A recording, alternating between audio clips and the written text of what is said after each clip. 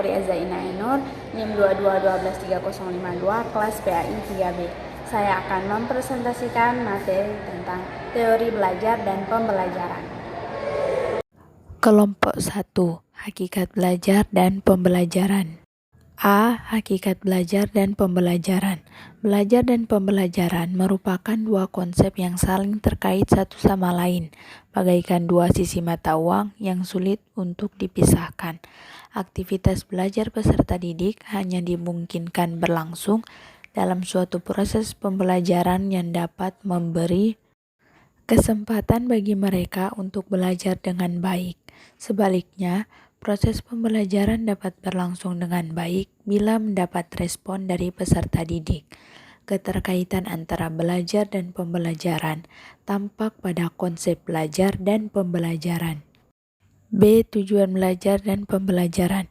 Tujuan pembelajaran adalah faktor yang sangat penting dalam proses pembelajaran. Dengan adanya tujuan, maka guru memiliki pedoman dan sasaran yang akan dicapai dalam kegiatan mengajar. Pembelajaran akan lebih terarah. Tujuan akhir dalam belajar dan pembelajaran adalah untuk tujuan perubahan tingkah laku objek belajar dari semua tingkatan, mulai dari tingkatan prasekolah, sekolah dasar, SMP, SMA, sampai perguruan tinggi, baik pada sekolah yang bersifat formal maupun non-formal. C. Teori-teori belajar dan pembelajaran. 1. Teori behavioristik merupakan teori belajar yang lebih menekankan pada perubahan tingkah laku serta sebagai akibat dari interaksi antara stimulus dan respons.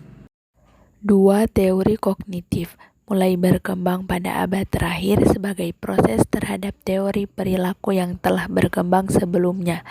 3. Teori humanistik. Selain teori belajar behavioristik dan teori kognitif, teori belajar humanistik juga penting untuk dipahami. Menurut teori humanistik, proses belajar harus dimulai dan ditujukan untuk kepentingan memanusiakan manusia itu sendiri. Kelompok 2. Prinsip belajar dan pembelajaran.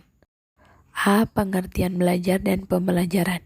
Pengertian belajar seperti yang dikutip Anur Rahman adalah tingkah laku yang terjadi pada diri individu karena adanya interaksi antara individu dengan individu dan antara individu dengan lingkungan, sehingga mereka mampu berinteraksi dengan lingkungannya.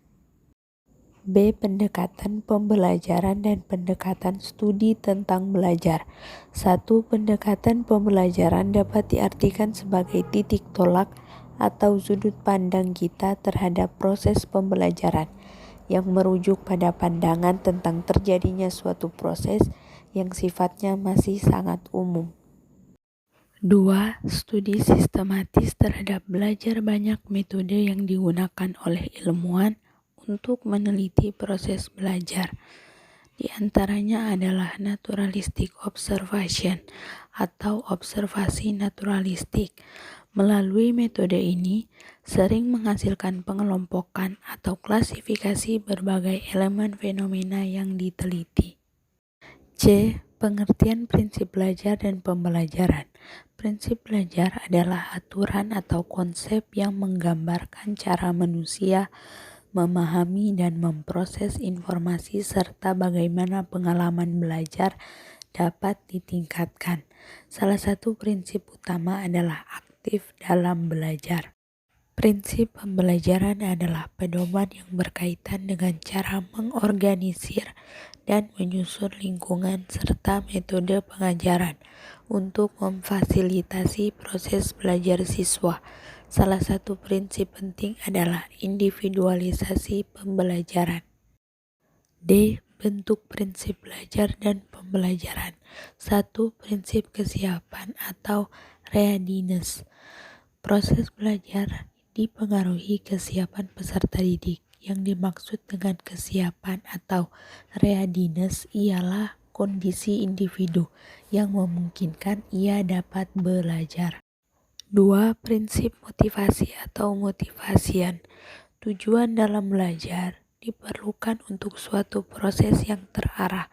Motivasi adalah suatu kondisi dari pelajar untuk memprakarsai kegiatan, mengatur arah kegiatan itu, dan memelihara kesungguhan.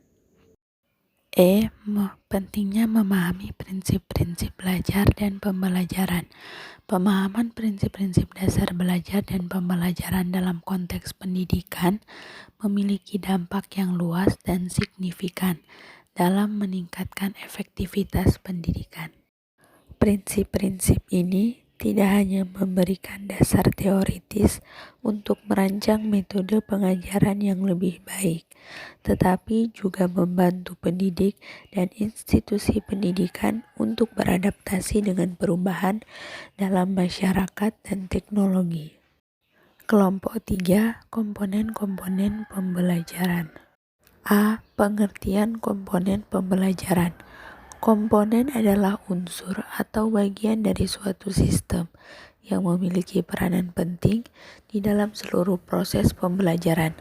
Komponen pembelajaran ialah unsur-unsur atau bagian-bagian yang ada dalam sistem pembelajaran, yang dimana unsur-unsur inilah yang menentukan berhasil atau tidaknya suatu proses pendidikan. Unsur komponen pembelajaran terdiri dari tujuan pembelajaran, peserta didik, pendidik, bahan atau materi pembelajaran, pendekatan atau metode, media atau alat, sumber belajar, dan evaluasi. B. Macam-macam komponen pembelajaran. A. Tujuan pembelajaran. B. Peserta didik. C. Pendidik. D. Materi pembelajaran. E. Metode. F. Media. Dan G. Evaluasi. C. Faktor-faktor dari komponen pembelajaran yang mempengaruhi proses pembelajaran. Secara umum, ada dua faktor yang mempengaruhi proses pembelajaran, yaitu faktor internal dan faktor eksternal. Faktor tersebut saling mempengaruhi dalam proses pembelajaran sehingga menentukan kualitas hasil belajar. Kelompok 4, teori-teori belajar dan pembelajaran. A. Pengertian teori-teori belajar dan pembelajaran. Menurut Ahmad Subki dan Muhammad Jauhar, teori merupakan suatu ilmu pengetahuan yang telah diuji kebenarannya. Menurut Howard L. Kingsley, belajar adalah suatu proses, bukan produk.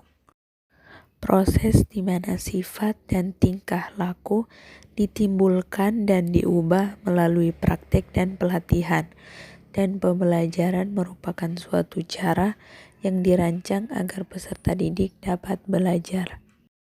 B. Faktor-faktor yang mempengaruhi belajar dan pembelajaran. Faktor-faktor belajar merupakan peristiwa yang dapat terlihat dari perbedaan tingkah laku sebelum dan sesudah dalam proses belajar. Sebab makna belajar adalah perubahan tingkah laku ke arah yang lebih baik dalam melaksanakan pembelajaran. Faktor belajar dibagi menjadi dua bagian, yaitu faktor internal dari dalam dan faktor eksternal dari luar. C. Jenis-jenis teori belajar dan pembelajaran. 1. Teori behavioristik. Teori behavioristik merupakan teori tentang perubahan tingkah laku yang mendapat hasil dari suatu pengalaman. 2. Teori kognitivisme. Teori belajar kognitivisme lebih mementingkan proses belajar daripada hasil belajar. 3. Teori konstruktivisme. Konstruktivisme adalah suatu upaya membangun tata susunan hidup yang berbudaya modern. 4. Teori humanistik. Humanistik adalah memandang manusia sebagai manusia, dalam artian bahwa makhluk hidup ciptaan Tuhan Yang Maha Esa dengan fitrah tertentu. Kelompok 5, interaksi sosial dan motivasi belajar. A. Pengertian interaksi sosial dan motivasi belajar. Interaksi sosial adalah proses di mana individu berkomunikasi, berinteraksi, atau berhubungan dengan individu lain dalam masyarakat atau kelompok sosial. Motivasi belajar adalah dorongan internal atau eksternal yang mendorong individu untuk belajar atau mencapai tujuan pendidikan. B. Interaksi sosial di lingkungan pendidikan yang mendukung dan tekanan sosial yang negatif. A. Interaksi sosial di lingkungan yang mendukung. 1. Dukungan emosional. 2. Kolaborasi positif. 3. Rasa aman. Dan 4. Penghargaan sosial positif. B. Siswa yang menerima tekanan sosial negatif. 1. Stres dan ketidaknyamanan. 2. Penurunan dukungan emosional. 3. Potensi konflik. 4. Pengaruh negatif kelompok sebaya. Dan 5. Kecenderungan menarik diri. C. Bentuk-bentuk interaksi sosial dan motivasi belajar, yaitu ada motivasi intrinsik, motivasi ekstrinsik, motivasi prestasi, motivasi karir, motivasi sosial, motivasi eksplorasi, motivasi terkait tujuan, motivasi berbasis hobi, motivasi amanat, dan motivasi berkelanjutan. Kelompok 6. Pendekatan pembelajaran. A. Pengertian pendekatan pembelajaran.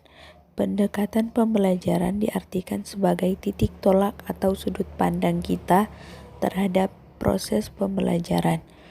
Pendekatan pembelajaran merujuk pada pandangan tentang terjadinya suatu proses yang sifatnya masih sangat umum.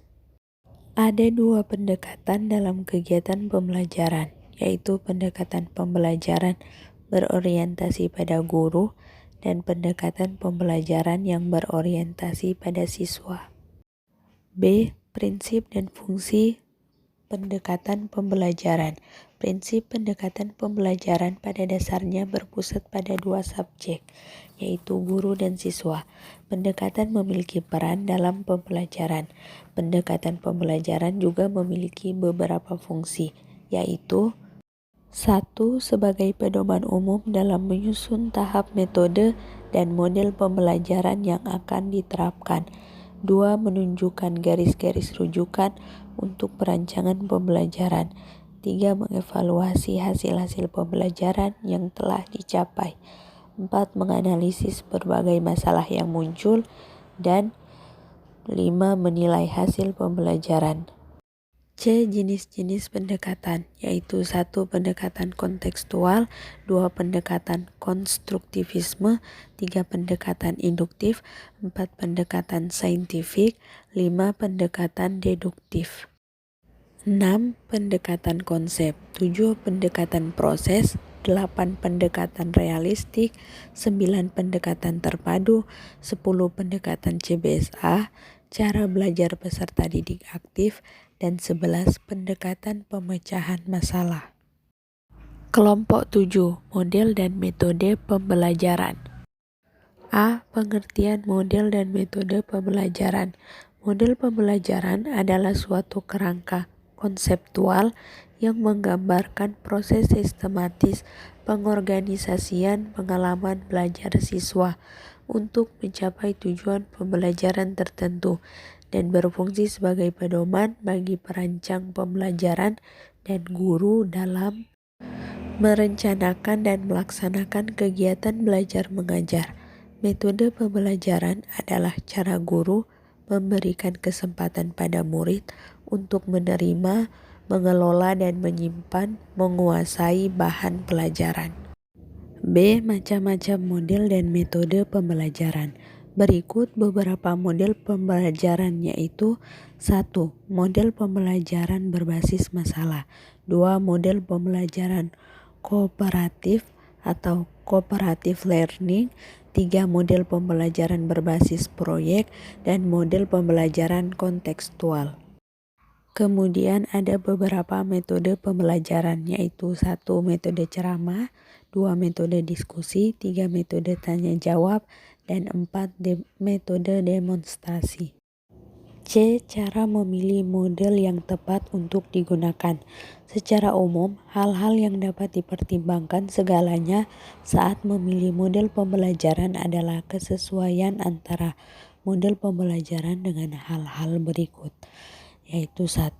Karakteristik tujuan kompetensi yang ditetapkan. 2. Kemampuan dosen atau guru dalam menggunakan model pembelajaran yang dipilih. 3. Karakteristik dan modalitas peserta didik. 4. Lingkungan belajar dan fasilitas pendukung pembelajaran lainnya. 5. Kesesuaian dengan pendekatan, metode, strategi, dan teknik yang digunakan. Dan 6. Jenis penilaian hasil belajar. Itulah tadi materi yang dapat saya sampaikan. Masih banyak kekurangannya, saya minta maaf. Wabillahi taufiq wal hidayah. Wassalamualaikum warahmatullahi wabarakatuh.